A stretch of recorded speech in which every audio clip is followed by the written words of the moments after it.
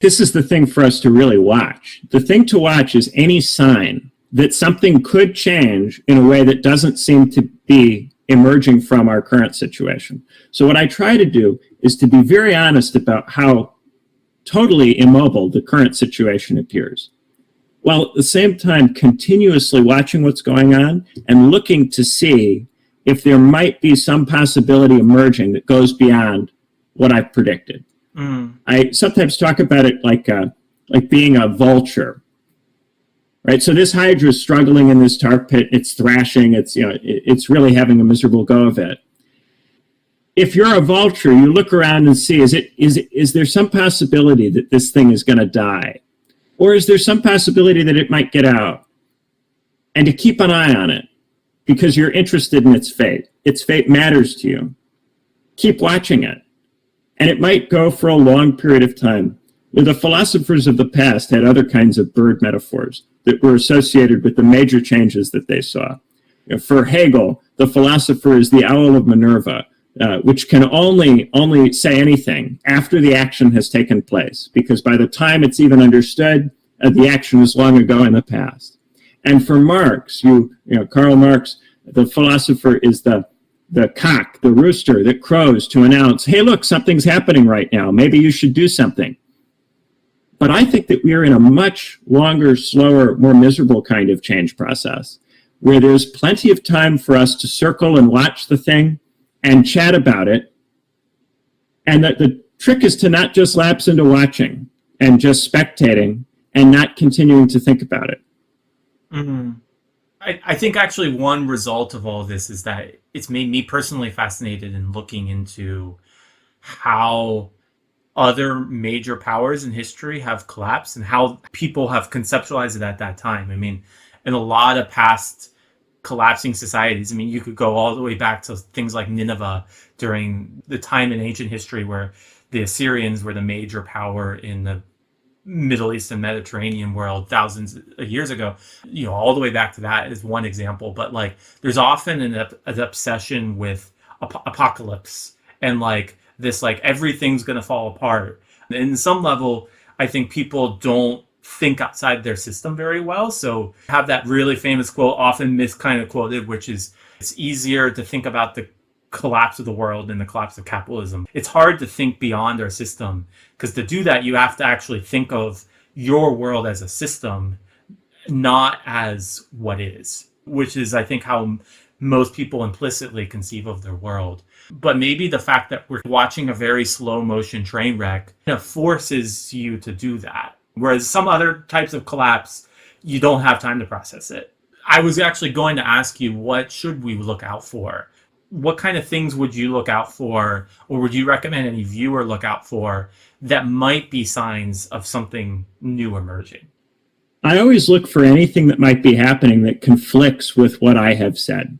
So if I have made a prediction or I have understood something in a particular way, I'm always looking to see, is there a contradiction? Does something happen that doesn't fit with something that I thought was going to happen?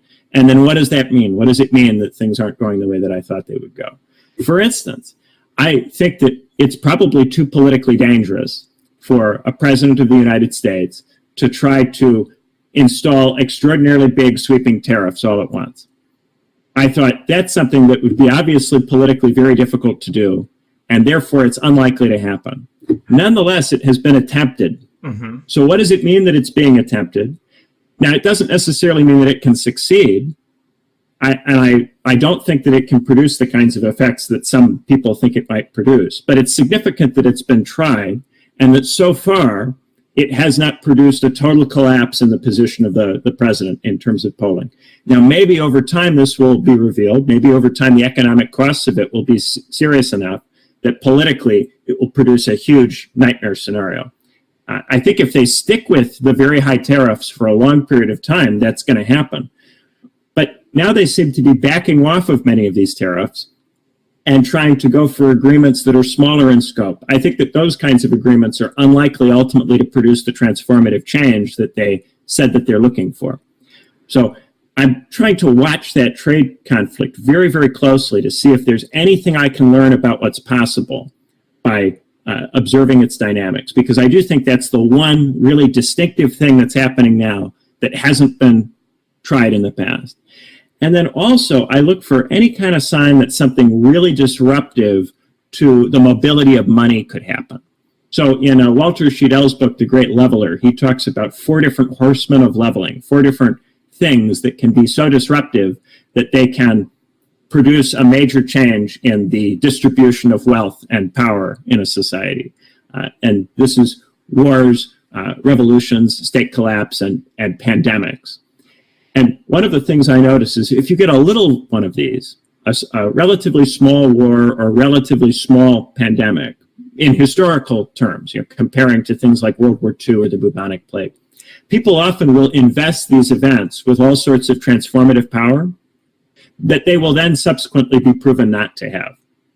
So I noticed that a lot of people, particularly on the left, thought that the COVID pandemic would bring about a transformation in the world system, or they thought that they think that the war in Gaza or the war in Ukraine will bring about a transformation of the world system.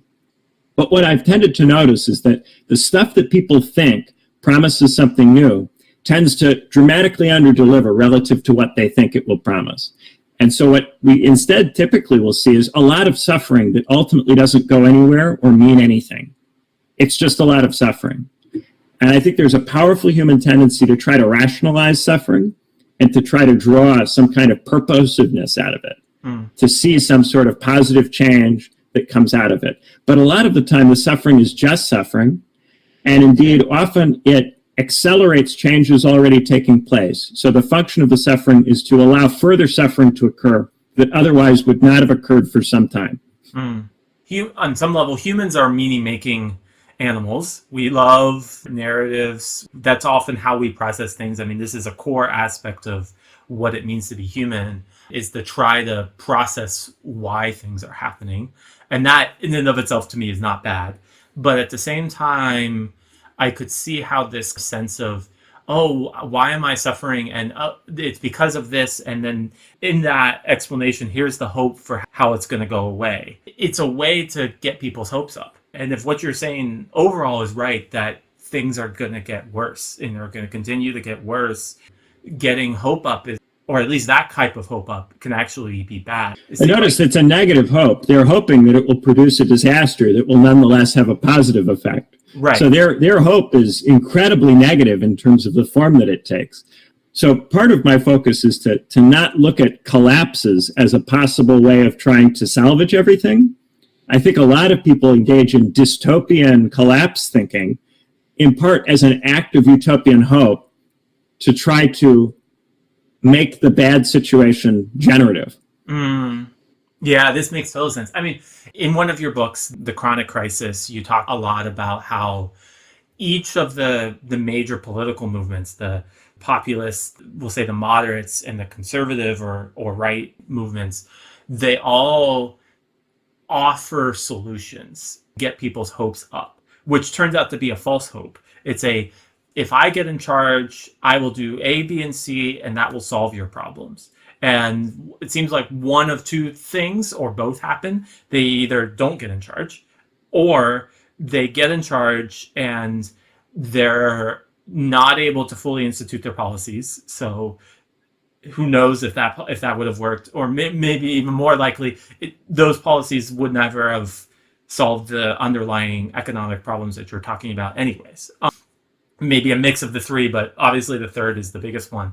But that raises people's hopes, and then they get more expectations, and then suddenly, because they had their hopes up and then it gets dashed. So then the next time they get their hopes up and then they become more crushed when it's dashed, it increases their exasperation and also cynicism. This reminds me of that. It seems like it's another form of false hope, because both are kind of the two sides of a spectrum of false hope, of hope for something good in the future.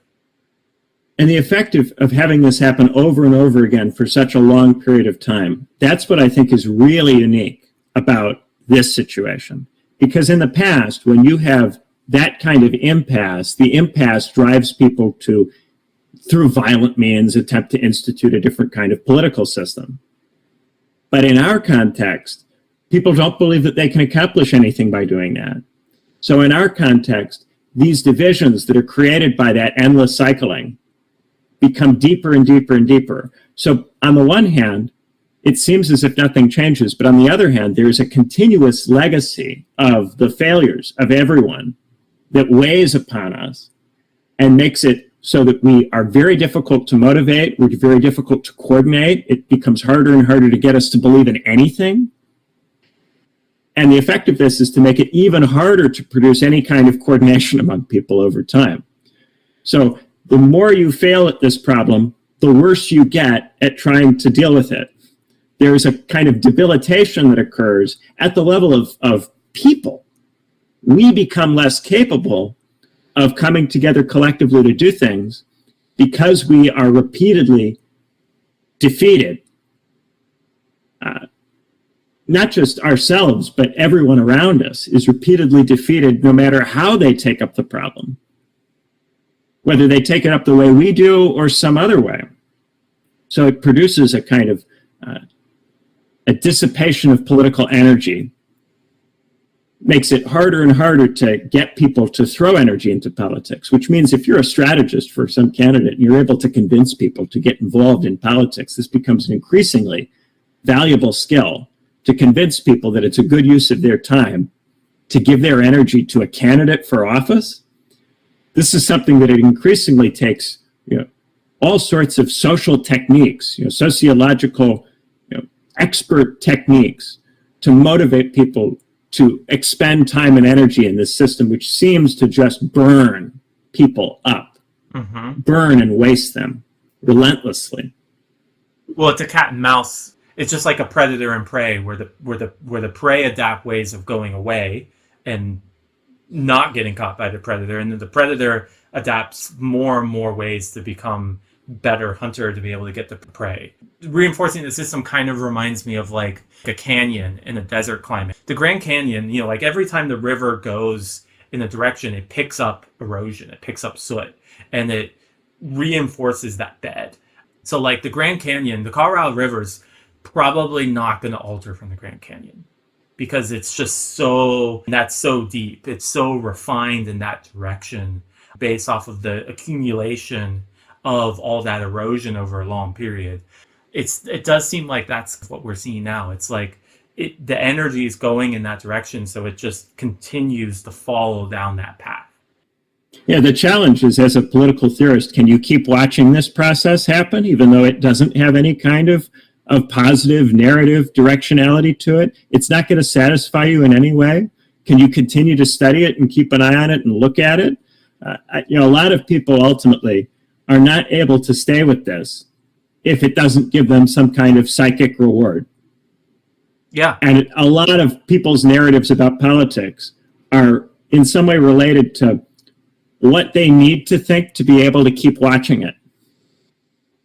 Yeah. I mean, this makes total sense. It's very bleak. For you guys, it must be like watching a slow-moving train wreck. As experts, it's often looking at people make decisions that are not abiding with what makes sense given the expertise as well. You know what it is? Yeah, what is it? It's like watching a train run over people, one after another after another. The wheels on a train, they're very sharp. And if a train passes over you, it just, slices right through you like you're nothing. It's not going to get derailed by a human being stuck in the way, right? So it's like a train that just runs over and decapitates and maims person after person after person. And meanwhile, the throttle just keeps getting pushed harder. It doesn't stop. Yeah. Wow, yeah. It just keeps going. Everyone wants it to end. How can the train continue to do this? But it can. Right. And if you talk to the conductor's probably like, what I'm doing is going to solve the problem. But what that person is doing is just increasing the accelerator on the problem. And every time he tries to do anything else apart from that, he is worried he's going to get fired. Right. It's a new conductor who does the same thing. Yeah. So, right. Yeah, I mean, there are many humans that have, they spend their lives doing something that's important to them, and then as they get older, often for many people on practical level, this can be retirement, but like they realize, oh, what I built was just one drop in the big aspect of human endeavor, that like they didn't have the big solution for everything, but that's often what drove them throughout their life, is this idea of, oh, I'm going to make a difference in the world. At the same time, you seem much more sober. It's like you are looking at the system kind of knowing that it's a train that's decapitating people. You don't have that collusion. Like, people in retrospect often realize that, but they don't realize it at the time.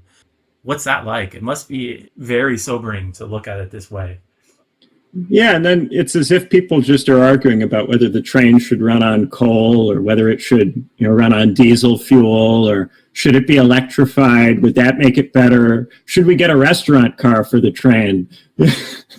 Yeah. Yeah. Most of the arguments don't seem to me to change fundamentally the trajectory of it, or fundamentally what it is or what it's going to be.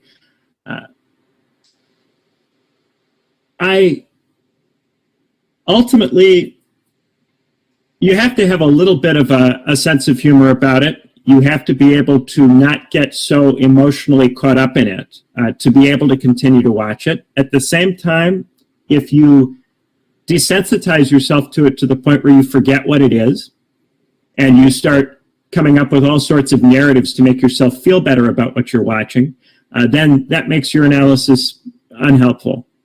So I try to strike a careful balance between keeping myself involved with what really is happening and preventing myself from being caught up in it. I talk about this as the difference between positive and negative despair. Positive despair involves a recognition that something that you might have been invested in, you might have cared about, isn't going to deliver what it is that you thought it could deliver. And that if you throw good energy, good time after bad into that thing, you're not going to get anything for doing that.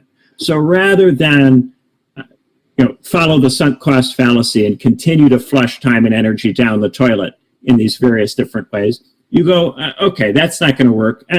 What else could I do? What else could I do that would be better than continuing to waste time and energy on that? The negative despair, which I think afflicts a lot of people who watch this stuff for a long time, involves blaming yourself, blaming your generation, blaming your country, blaming the people around you for the fact that it is this way, reproaching yourself and the people around you on some level for the fact that we've not been able to change it or make it work better. And then coming to bear the weight of the awfulness of all of it, all the time, in your every waking moment. Having your analysis continuously shaped by the weight of that, and some attempt by you to justify yourself in the face of it, that, I think, absolutely destroys people. That kind of negative despair where you blame yourself and make it about you, or you blame the people in your life and you make it about them. That's incredibly cruel and unfair. And it's even cruel and unfair to yourself if you do it to yourself. And a lot of people end up engaging in incredibly self-destructive lifestyle habits because they struggle to watch this thing without becoming upset with themselves. So that's the thing that you really have to find a way to not do. You can't blame or shame yourself or other people for it.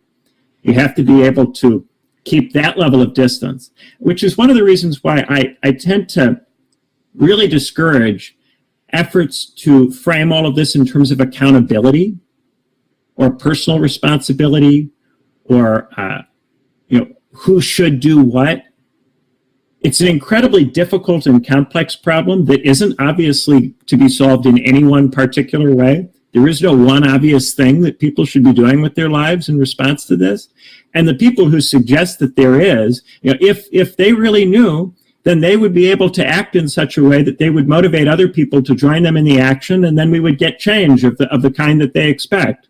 Nobody has been able to act in a way that motivates other people to act with them such that we actually do change this system in a way which prevents it from being what it is. So when people act like the thing to do is to take responsibility and feel bad, That's the thing that I really push against, because ultimately, if you give in to that, it will destroy you and make it impossible for you to watch what occurs at all.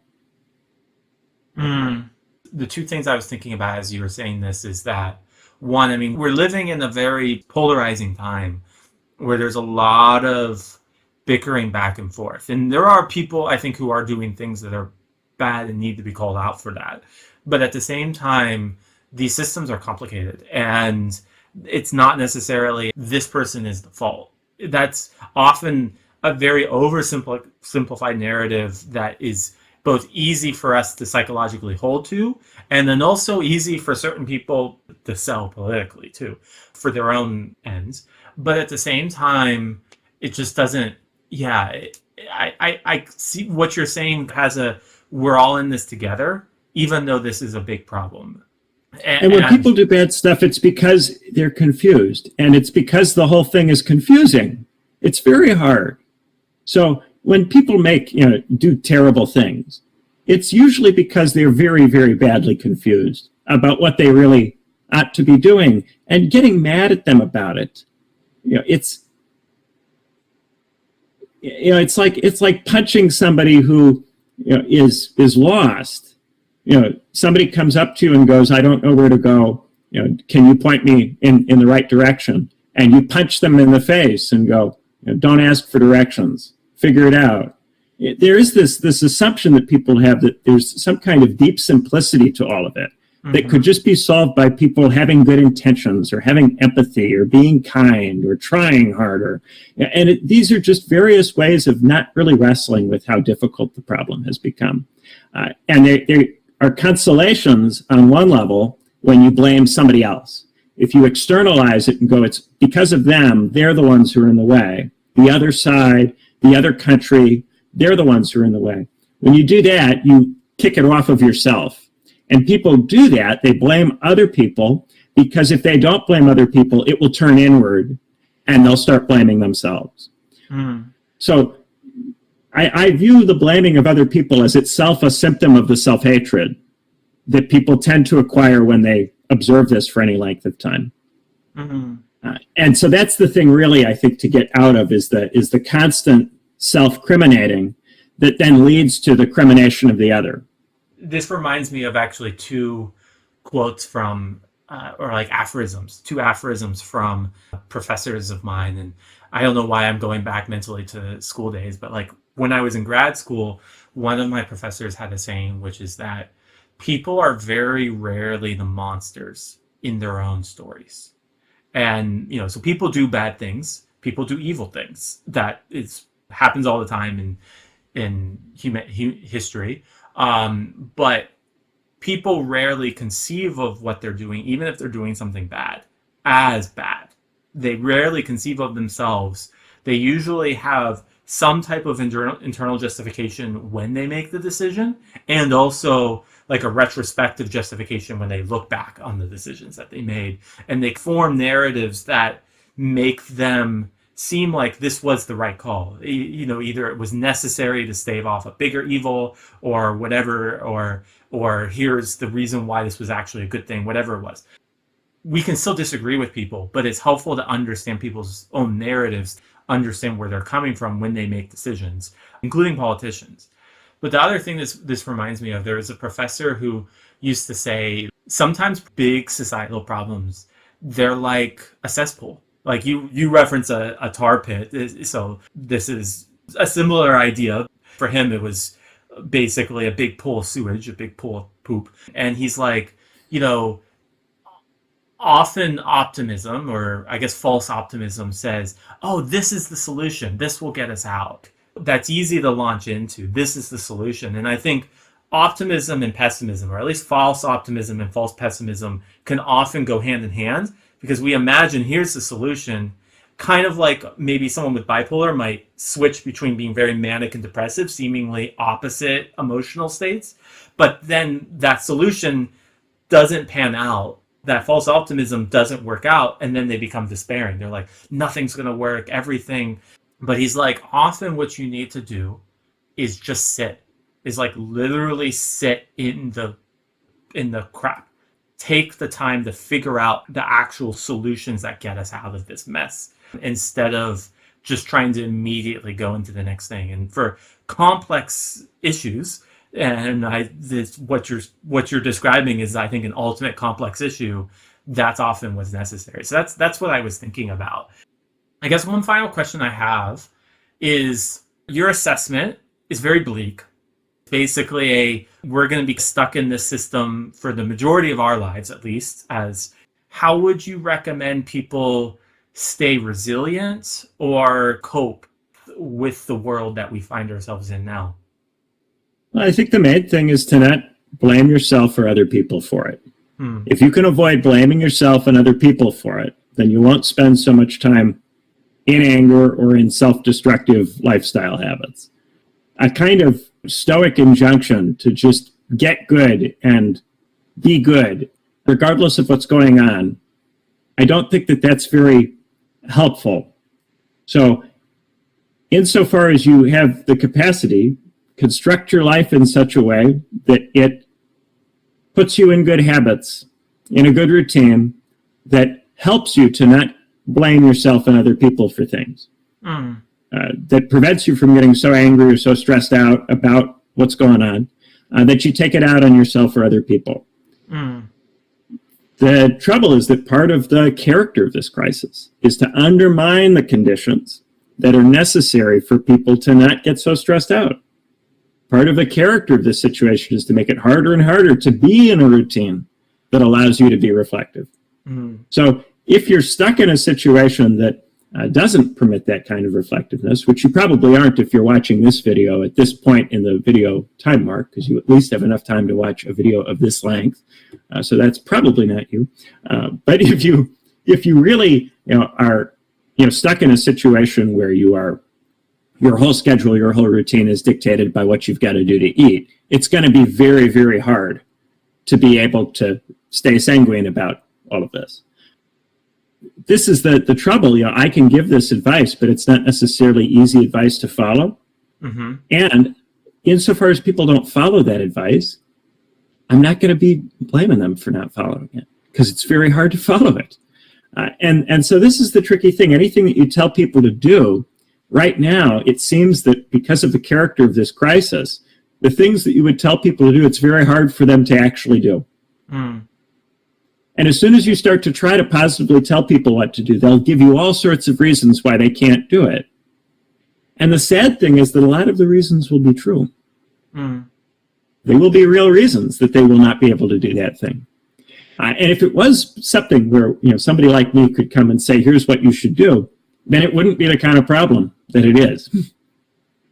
As soon as it's just a matter of somebody being very clever and saying, here's what you should do, then it's not the same kind of very, very complicated human problem.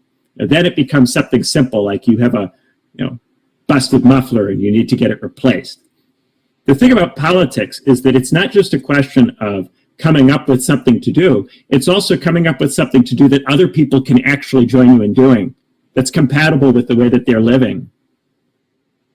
And that's the thing that I think a lot of people miss. And part of why they tend to blame other people is they think, well, if people would just do this thing, then stuff would get better. And they stop there and they don't think, but why is it that people don't do that thing? Why is it persistently, despite many people arguing for doing that thing, it doesn't happen? Instead, they come up with some sort of excuse that allows them to blame those other people. They're racist, bigoted, sexist, they're stupid, ignorant, they are corrupt, evil, some kind of easy, convenient way of explaining away the fact that other people don't join you in the thing that you propose to do. But really, when other people aren't joining you in the thing that you propose to do, it's because the thing that you're proposing doesn't quite fit the situation. You haven't understood the situation well enough. And none of us have. That's why none of us have been able to just throw out an idea and have other people go, whoa, that's a great idea, let's go do it. Most true life advice is easier said than done. I mean, some level it's about building virtue. So some things are just easier. You have to develop the ability to do it. So it's easy to say this is what you should do. But I think in this case, I mean, like what you're talking about, we're in a negative feedback loop. It's like the system, part of the reason why it's such a big problem is because it's actively negating the solutions. It's actively preventing us from being directed towards the solutions. But at the same time, I mean, I guess we're all in it together. I mean, even those that seem to be working against us in the system, we're all stuck in it, and we're ultimately going to have to figure out how to get through it. Yeah, thanks for having me on. I've appreciated coming on and talking about all of this.